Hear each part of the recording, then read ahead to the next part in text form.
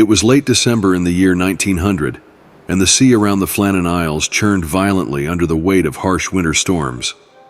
These tiny remote isles off Scotland's northwest coast were almost invisible under a shroud of dense fog and crashing waves, save for a single light that flickered across the ocean, the lighthouse on Eilean Moor. Perched on this rocky island, far from civilization, stood a solitary lighthouse, manned by 3 keepers: Thomas Marshall, a dutiful headkeeper; James Ducat, his steadfast and reliable second; and Donald MacArthur, a temporary substitute filling in while one of the regular keepers was away. On December 26th, a relief vessel arrived at Eilean Moor, carrying supplies and the new crew due to replace Marshall, Ducat, and MacArthur. Captain James Harvey and his crew expected to see the familiar signal flag raised, signaling that all was well. But as the boat approached, something felt profoundly wrong. The lighthouse stood silent and dark, the flagpole bare. Not a single figure appeared to wave them in or greet them from shore, an unusual silence enveloping the whole island. Captain Harvey ordered 2 of his men to investigate. As they climbed up to the lighthouse, the wind howling around them, a sense of dread settled over them. When they opened the door, it was like stepping into a scene frozen in time.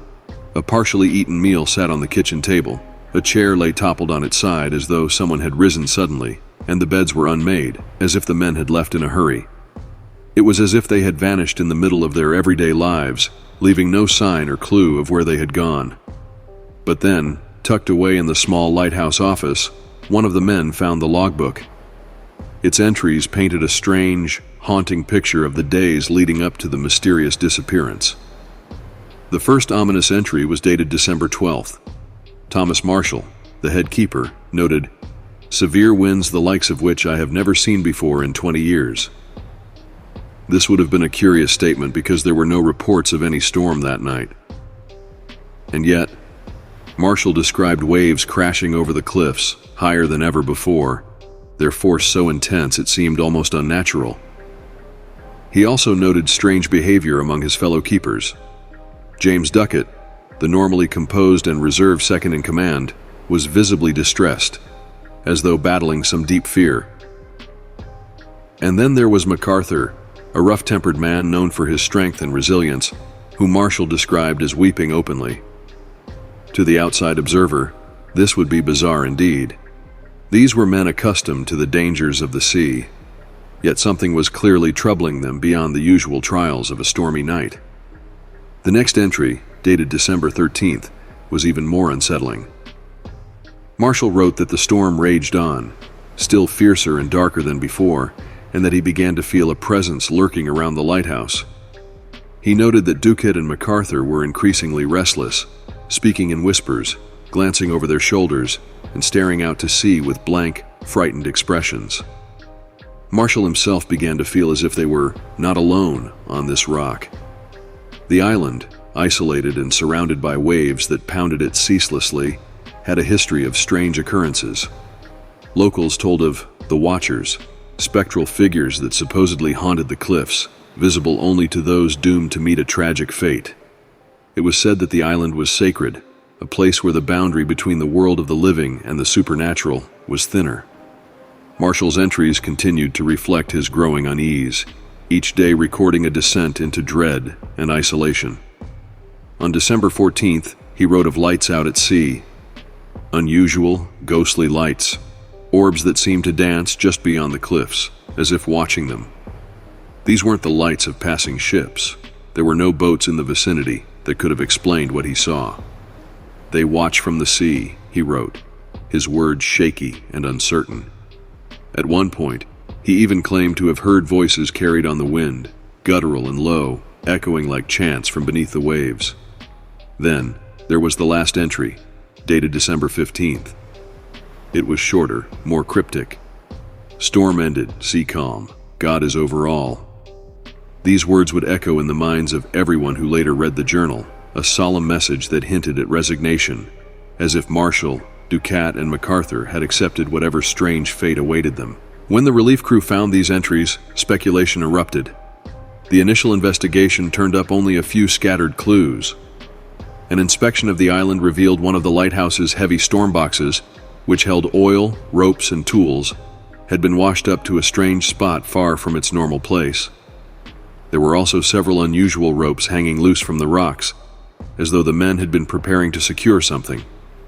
But beyond these strange details, nothing else explained their disappearance. In the weeks that followed, rumors spread through nearby villages. Sailors, fishermen, and locals all offered theories. Some believed a monstrous rogue wave, a freak wave as they called it, had swept the men from the cliffs, though it seemed strange that such seasoned keepers would be caught unprepared.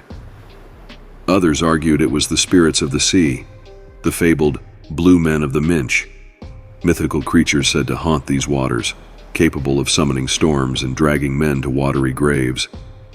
And there were still others who believed the island itself was cursed, a place of ancient rites that had claimed the men as a sort of sacrifice. Even more strange sightings followed in the years after. Passing ships sometimes reported seeing figures on the cliffs, staring blankly into the ocean, 3 silhouettes that matched the descriptions of Marshall, Ducat, and MacArthur. A handful of brave visitors later claimed to have seen lights circling the lighthouse at night, small orbs of pale blue that drifted just above the water, sometimes disappearing only to reappear higher on the cliffs, as if guided by some unseen hand. The mystery only deepened as the logbook was studied by historians, who noticed something curious. On the final pages of Marshall's journal, the ink was smudged and uneven, as if his hand had trembled as he wrote.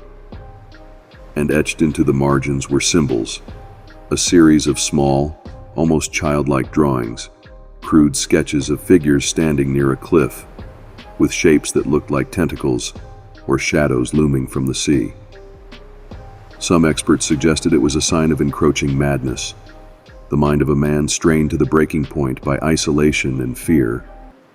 Others believed it was a message left by Marshall, a warning of some dark presence lurking in the waters around the island.